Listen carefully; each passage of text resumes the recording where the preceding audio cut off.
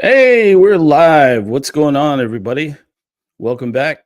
This is Shift the Journey. My name is Tito Amogus. I'm your host. I'm the host, the producer, the editor, all the stuff. Today, I'm going to be my own guest for about, I don't know, maybe 15 minutes, maybe 10 minutes, maybe 5 minutes. Not sure. Brandon Burns is my guest today, but he had some work conflicts, so he may show up. He may be a little bit late. That's okay. If you haven't heard my story, I started Shift the Journey because I like to bring people together. I like to bring people together. I like to help people find somebody who's going to help them who they could also help. That's my thing. That's the way I was created, and that's what I love to do. So, the idea behind this show is to interview a different person every week. And that person may be a veteran. This week it is a veteran. If Brandon doesn't show up, it's me and I'm a veteran. If Brandon does show up, he is a veteran. Sometimes I'd say probably 50-50, maybe 60-40 veterans to non veterans. But either way, my guest is always somebody who started out doing some kind of career or doing some kind of career, started working in some kind of career, and then decided they wanted to make a change in their lives. They wanted to make a change in their career path. So they shifted. And so I've spoken with somebody who was in a non technical field who went into something very technical. And I was spoken to a couple weeks ago. I had my brother-in-law, Mike Preby, on here, and he was a physical therapy assistant. He is again, but he was also a Nashville-based singer-songwriter. And then he is also, oh, wait, no, then he was a PTA again. And then now he's an account executive or an AE for a home healthcare company in Nashville. And so my goal here really is, bringing people together, but also um, getting the information out there that really the career path, your career path is a journey. There's value in that. That there's not a blueprint for maybe for what you want to do. Maybe you want to go from a non-technical field into a technical field, or one technical field into another, or whatever the case may be. There's not a blueprint, but there certainly are. I don't have a shortage of people who I can call up and say, "Hey, you want to come talk about your journey?" Because there's so many people who have done so many different things. It's so amazing that there are different ways to get there, but there are ways to get there all the same. Also, I like to encourage people. So this gives me an opportunity to encourage people to push past the unknowns, because there are going to be unknowns. It's scary. It's scary making any kind of shift in your career, making any kind of like really like turning it over and going to something completely different. There's a lot of unknowns, but hopefully, you can connect with people who come on this show. Maybe if we're not in the same network, you can connect with me. And if you're trying to get into something, I can ping my network and see who's interested in having a conversation with you. Because a lot of times, the fears of trying to get past, like, oh, I just don't want to do it because what if. But if you were to have a conversation with somebody who's been there, who's either been on the moving side or the interviewing side, whatever the case may be, if you were to hear their stories, you were to have a conversation with them, perhaps it would help you to, would help to alleviate some of those like concerns. Okay. Um yeah, so a little bit about myself. If oh, you can't see it. If I were to move my laptop just a little bit like this, you would see an eagle up there, a bulldog, a oh, you can't see it. It's on the bottom shelf. Diamond American flag in a shadow box over there. And that's because I am a US Air Force veteran. So I served in the Air Force. Boy, I can't even say that. I served in the U.S. Air Force from 1995 to 2015, 20 years and 29 days. I know people who have like the the years, the days, the hours, the minutes down. Whatever. That's fine. But I'm okay with like, yeah, 20 years and 29 days. That's what it says on my DD 214. And so I actually had a variety of jobs when I was in the Air Force. People often ask me, "What did you do in the Air Force?" I say, "Well, some maintenance stuff, some office stuff. Like I started out in air launch cruise missile maintenance. I actually, hey, being transparent here, I got recycled in basic training. So I had a job lined up, guaranteed job, and it was as an ICBM maintainer. So intercontinental ballistic missiles, humongous nuclear missiles, hole in the ground, people go fix them. That would have been me. But I I think every failure I've ever had in my career was when I forgot to keep the main thing the main thing. People say that all the time. Keep the main thing. And I forgot to do that. There was something happening. It was funny. This is Air Force basic training, man. There was like this outdoor concert, and a bunch of us went, and it was so hot. And we had inspections the next day, and I was supposed to have all my clothes folded. You got to have your shirts folded a certain way, all your hang up clothes all certain way. Shoes got to be all lined up. I was out there and I don't know, heat stroke, something. I was drinking soda, dancing in the hot sun, in San Antonio in August, and so went back to the barracks and I laid down and I took a nap and I woke up the next day and I'm like, man, I'm in trouble. And sure enough, all my stuff was not in order. And so they're like, hey, you know what? We're not going to kick you out. We're going to give you another chance.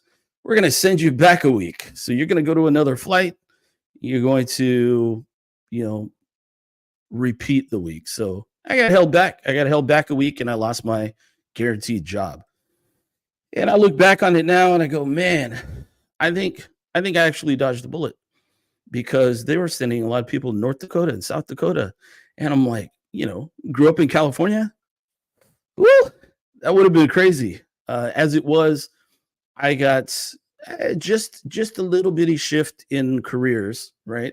I was supposed to be a 2MO31A, which is that's the Air Force specialty code for ICBM technician.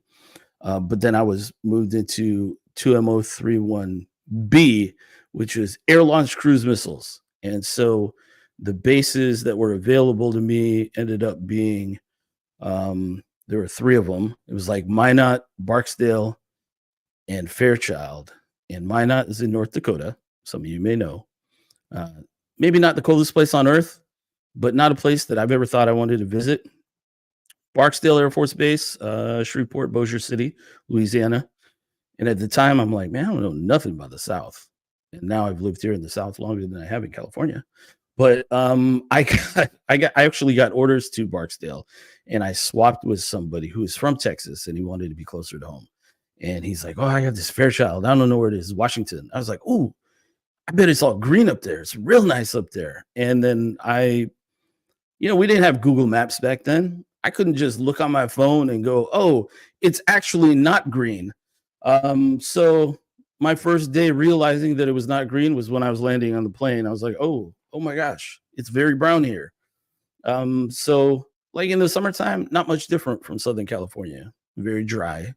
In the wintertime, it was very different from Southern California. I thought I was gonna die many times. And I was like, -25, who? So anyway, I was at Fairchild for like 2.5 years, and I decided I wanted to re-up, but I wanted a bonus. So I was looking at these undermanned career fields, and I was like, oh yeah, I want to find this one. So I ended up going into aircraft maintenance. And so I went into aircraft maintenance, working on still working on electronics, working on communication and navigation systems. What is that? That's like the really technical way of saying I fixed radios. I fixed radios, I fixed radar, things like that. And so I got sent to Keesler Air Force Base in Mississippi in 1998, which was, I mean, I'd visited the South before, but I'd never lived in it. And I was like, man, it is humid. It is, ugh, it's gross down here, right? And I thought, I'm never coming back to Mississippi. So after 7 months, I got sent to Georgia and I was there for 10 and a half years. And I did work on an airplane.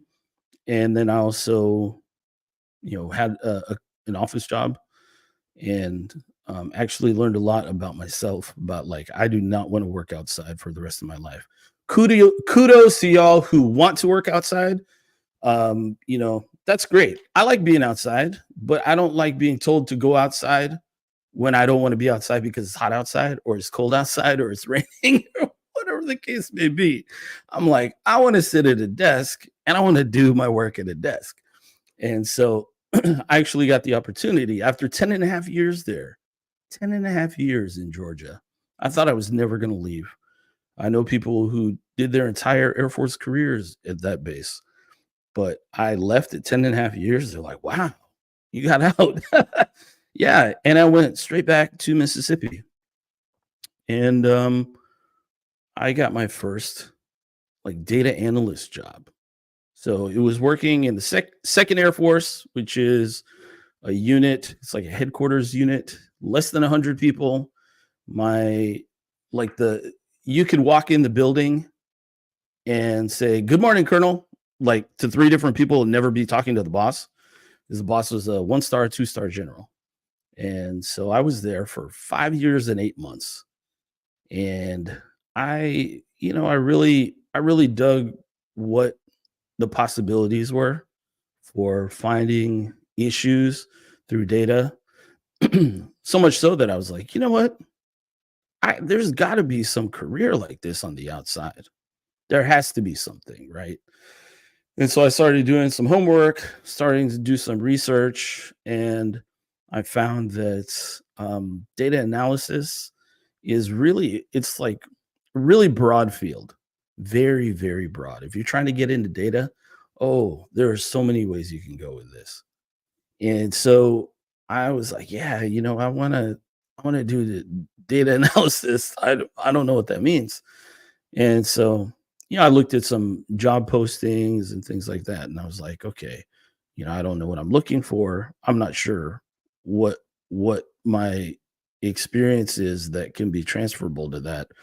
And I think that's the biggest issue that people have um with shifting to another career. The biggest issue, it's not just like the fears of the unknowns. It's not like building your network. I really think it's translating what you did so that somebody who didn't work in your former field will know what you did and what kind of value you would bring to the team. And so it's like, you can do it, you can translate it, but a lot of times you can't translate it well. I mean, I'm not saying everybody out there. I know I didn't. I see my first, I don't know, 5 or 10 drafts of my resume when I was retiring. I was like, "Oh yeah, I got to build out a civilian resume." Yeah, I look at it and I cringe because I was like, "Man, it's kind of ugly, right?" And so anyway, I had the opportunity to connect with a longtime recruiter in Nashville because I knew we were moving to Nashville. That's the thing. So like my whole family picked up from California in the early 2000s and moved to Nashville. And then so I was like, okay, yeah, we're gonna move there when I retire. And so I'm like, I need to build out my network. I didn't even know how to do that. And let me talk to some people. So my sister connected me with a guy named Chris Binsick, works at Vaco now. So I was like, okay, talking to Chris and trying to translate for him what I did in the military. Man, that was tough. It was really tough. Yeah, you never know how bad your resume is until you give it to somebody to just look over. Not even like applying for a job, but like just, hey, can you do me a favor and look this over? And when they say, I have no idea what you did, then it's like, okay, I have to make some changes. So I was I was actually in so I retired from Keesler Air Force Base here in Mississippi in July of 2015. And then the next week we moved up to Nashville. And I was there for like a month before I really started looking for a job in earnest. And the thing is, like, I just needed rest. It was really a whirlwind last probably 2 or 3 months in the Air Force. Like, oh, I got to do this, got to do that. I have all these appointments, and trying to clear the military. And so my mom's like, you just need a rest. And so I sat on my butt for like a month, and I was like, I cannot be retired. There's no way. I need purpose in my life. And so I started looking for a job. And I applied to so many jobs. And no, the market back then was not like it is now. And I often wonder, thinking back, would my chances have been better at the outset if I had been able to translate what I did before I got when I was in the military? Oh yeah, I think so. But as it was, it took me like 6 months to find a job. Is it 6 months? No, so it was like July, then it was August. Oh, I didn't start looking until August. So September, October, November. So it was about 4 months. I got a call on my birthday, which is in November. I got a call on my birthday, and they're like, "Yeah, we want to send you an offer." I was like, "Holy moly, this is crazy!" And so one of the things that veterans struggle with often, I've seen it a lot, where they try to equate, like we try to equate what we what we did on the inside, or what we did on the inside, what we did in the military. It sounds like I'm talking about prison. I was never in prison. What we did in the military, as far as like level of responsibility and like um, leadership, being a supervisor, shift supervisor, shop chief, whatever the case may be. And then like equating that to like, oh yeah, that's what I'm gonna do when I get out of the military. And people are gonna accept that. But I think there's the only times I've seen that really pan out is when you had somebody who was an officer, or somebody who, hey, like senior enlisted leadership, and then they got out, and then they're like, oh, I've been doing this for several years. I'm a builder of people, whatever. I'm a team builder, all these things, right? And so then I've seen people successfully transition into something like that. But when it's somebody who's like, E6, or like E7, brand new E7, just got out, and then it's like, oh, and I didn't really, I didn't really supervise anybody or whatever. It's really tough. It's really tough to translate that and then get people to buy in. Like, yeah, we really need you.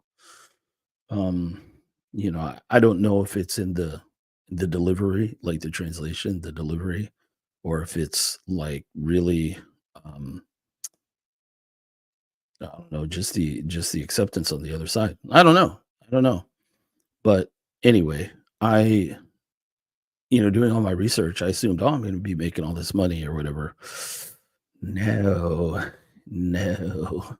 I I think my last year in the military, with my base pay and my housing allowance and my food money, basic basic allowance for subsistence, food money. Um, Altogether, I think I was making like 85,000. And then my first job as a civilian was under 60,000. And so, yeah, and then I was moving from small town Long Beach, Mississippi to Nashville, Tennessee, and the difference in cost of living was, it was big. It was not as immense as it is now, I'll tell you that we moved back to Mississippi in 2020, but it is not that big now. But it's I mean, not big. It was not as big then as it is now, but it was a huge step because there's that difference. And then I'm taking a pay cut, right? And so I actually want to say that it was kind of a struggle. It was kind of a struggle. And then, there's some things that I had not experienced in the military. And that's like that kind of led me down the wrong ways as a civilian. I'm like 41 years old going through things that maybe I should have gone through when I was like in my mid 20s. But, just being transparent, living downtown, trying to keep up with the Joneses, racking up the debt. And so then it's like, you know what? This is not sustainable. We ended up buying a house out in the country, about halfway between Nashville and Clarksville. And we were there for, I don't know, was it 2 years? Something like that. And then the pandemic hit and my job went fully remote. Excuse me. And then I told my boss, hey, we're moving back to Mississippi. I'd like to keep my job. And he's like, okay, talk to somebody. And then they're like, yeah, let's do it. So I did it. So I mean, that's like 21 minutes of my career journey. But it didn't end there. I was there at my first job for, how was that, like 18 months? And then I went to my next job and it was like 3.5 years. And then I went into consulting. And there's, if you have any questions about like, hey, what's the difference between consulting and like industry work? Man, there's lots of differences, lots of similarities. I'll tell you the biggest difference for me is the tempo and perhaps work-life balance. Depends. And I just know that like the if I think if I was younger starting out in like consulting or even like startup world, I'd be like, hey, let's do it. I don't care. But man, I got a gray beard over here, and so I just decided, hey, that wasn't for me. I know some of y'all probably saw my post about changing jobs this morning. Yeah, so but I had nothing but great things to say about my coworkers, my former coworkers, man. Everywhere I've been, it was great. Learned a lot, learned a whole lot. All right, so man, I don't know if Brandon's gonna show up today. I'm gonna check my phone real quick. Okay, no, there's nothing on my phone. Yeah, we're gonna wait for a little bit, but let's see. So I'm just gonna stare into the camera. I'm just joking. So, like, let's talk about some differences between industry and consulting. So, in industry, so like my first job was in healthcare ish. So I at a worked for a company called Health Trust. It was at the time it was Health Trust. Whoa, what was that? The P stood for something else. I can't remember, but now it's Health Trust Performance Group. I've seen it so much that I can't even remember what the P used to stand for. But it was a group purchasing organization, or is. And um, the thing with that job and then the next job where I worked at the General was like you're working inside an organization, you're working with and for people in other departments. And so then, you know, they say variety is the spice of life. So the variety in work comes from working with people who do very different things in the same organization, right? Different departments do different things. And so but the tempo is very different from consulting. So like consulting, um you have like clients who basically they buy your time, they buy your services, whatever the case may be, and you have a budget, and then that budget, gives you constraints on your the amount of time that you can spend doing whatever it is that you're doing for the client. And so with the clients, like with consulting, your variety comes from working with clients in all different industries. I One of the reasons why I have a pretty good sized network. I don't say like, oh, I have a huge network. No, it's like, I don't know, 1,200 people. And so one of the reasons why I have so many connections is because a lot of them were my former clients. And so there's people in like manufacturing, um, food, uh, distribution, insurance, banking, um, pharmaceuticals. Yeah, I mean all kinds of stuff. Private equity, all kinds of stuff. And so like you get a variety of things like that. If that's your thing, man, consulting may be for you, right? And just know that like the tempo is pretty high because you have to get stuff done, based on how many like hours, I guess, that the client was willing to pay for. And so um but one thing about consulting is you do get to have you have an opportunity to learn all different kinds of tools. So, well, on my side, like, analytics, right? You have the opportunity to learn all kinds of tools and then like use them in your projects. Yeah, I'm not going to say that you can't do that work in industry, but I think maybe it was because of like the level that I was at when I was in industry. I didn't have that kind of like I didn't have like that time set aside. I don't know. I don't even I can't even explain that to you, but I just know that once I got into consulting, man, I was like using like the latest and the greatest tools. It's pretty cool. Um and so anyway, um let's see. I mean, one of the worst things for like any kind of show, podcast, whatever it is like that dead air. And I'm thinking Brandon may not show up again. Episode 2, I think it was. Yeah, episode 2. We'd actually scheduled for him to come on, and we had a miscommunication. He's in California, so this time is probably not a great time for him. And so I had already scheduled it, 6 o'clock p.m. for me. It's fine. And so like maybe if he gets to work early and then he gets off early. But he we had a miscommunication last time. And then I ended up being, well, maybe it was episode 4. I ended up being my own guest. And then I was like, man, I hope that doesn't happen again. But it's really tough sometimes to coordinate with somebody in a different time zone. Um, oh yeah. Hey, people have asked me about that before too.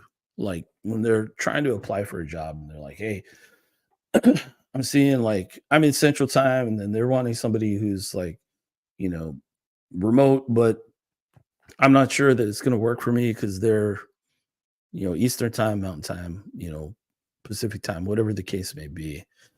And like it's doable if the employer is willing to accept what time zone you're in and that you're not going to move and you have no interest in moving, then you can definitely make it work. I worked on a team or I worked at a company that there were several people in Brazil and a lot of them were in Sao Paulo. And so I know I didn't pronounce that correctly to my Brazilian friends. My bad.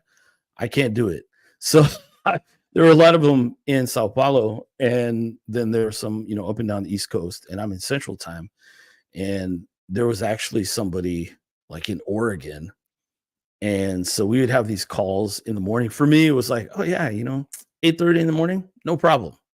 I've been up since 5 a.m. Um, so ex-military. I've been up since 5 a.m. But so we'd kind of be going long and I'm talking about food or whatever, and these guys in Brazil are like, you need to stop because this is right in the middle of my normal lunchtime and you just keep talking about food and, minor inconvenience, right? The guy that was sitting in Oregon, we'd have earlier calls, right? 8 a.m., 7 a.m., whatever it was. And he's like, he looked like he was sitting in a closet. It's like, what are you doing, man? He's like, it's like 4:30 in the morning here, whatever it was. And so it's like, oh, the sun's not up yet. So he looks like he was sitting in a closet. He was actually in his office, but because the sun hadn't come up, he looked like he just liked the dark. So there are things depending on where your employer is and where you are in relation to you. There are some things that you may have to give up, like late nights or, I don't know, your early evening. If they're in the, they're on the East Coast, you're on the West Coast, and it's like, oh yeah, they're 3 hours ahead, and so whatever it is. And so, I think in my experience, whoever the employer was, if they really wanted you, if they really wanted to hire you, they didn't care what time zone you were in, and they just made it work. All right. So, all right. Man, we're like 30 minutes into it.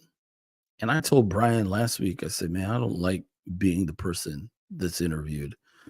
I don't like it when people ask me questions on my own show. And he was asking me questions on my own show. I'm like, stop it. But it looks like we may have to reschedule with Brandon. No harm, no foul. It's all right. We're gonna get a time when he's on here one day. Even if I have to record one and then I'll just post it later. We're gonna get it done. So anyway, I think that's all I got. Unless anybody has any questions. I don't see any questions in the chat. I don't even know if anybody's watching. Is anybody out there? If you're out there, shoot me something in the chat. If not, it's okay. I'm just sitting in my office by myself, talking to myself on the computer. Who cares, right? All right, let me look at next week. So I do this every time and I talk about it every time. I always say, oh, yeah, I forget who's up next week. So I'm going to log in and look at that and see who is up next week.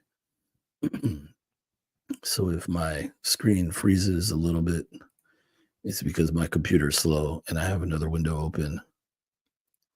All right. So episode 14 is next week. And we have,